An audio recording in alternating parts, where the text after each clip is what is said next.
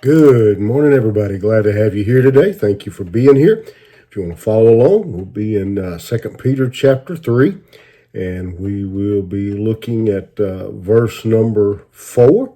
If you will, like, share, comment on the post, and then we'll look at this verse that could be written today. Doesn't seem like much has changed. As he writes, they will say, "Where is the promise of his coming? For ever since the fathers fell asleep, all things are continuing as they were from the beginning of creation." That is still a question that is a statement that is made even inside of the church, even among believers, not just among sinners or lost people. Peter's particularly talking about here those who scoff, those who deny the return of Jesus Christ. And their thinking is just as today the thinking is still the same, excuse me, as it was in Peter's day.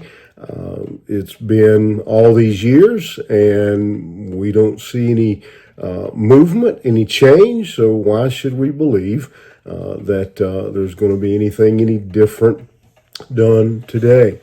And that is their reasoning. And where is the promise? What's happened? If Jesus was coming back, he would be back by now. He would have already returned. The church, as long as I can remember, we have preached and we have said it could be today. It could be today, any day now. And they argue, they look at the world and see the wickedness in the world and say, if Christ was going to come back, surely he would have come back by now and stopped all of this wickedness. And the interesting thing, I think, as we look at these people that he's talking about here, these are not people who deny that there is a God. They just question his plan. They question whether or not he is really going to return. And so basically questioning whether or not there will be ultimately a judgment. They've got their they've got their teaching mixed up, and basically they're saying we can do whatever we want to because this idea of Christ returning and there being a judgment doesn't seem to be true. That the world just keeps going on. There hasn't been any real change. Man is as wicked as he's ever been, and so why should we be concerned? All things are continuing. It just day in, day out. Nothing seems to change, and so why should I think about how I live? Why should I change what I do when there doesn't seem to be any impending judgment? Christ doesn't seem to be going to return, and again, the same, more things change, the more they stay the same. Again, this was something going on in Peter's day, and it's a claim people still make today. And as we go on in this passage, Peter's going to deal with this issue.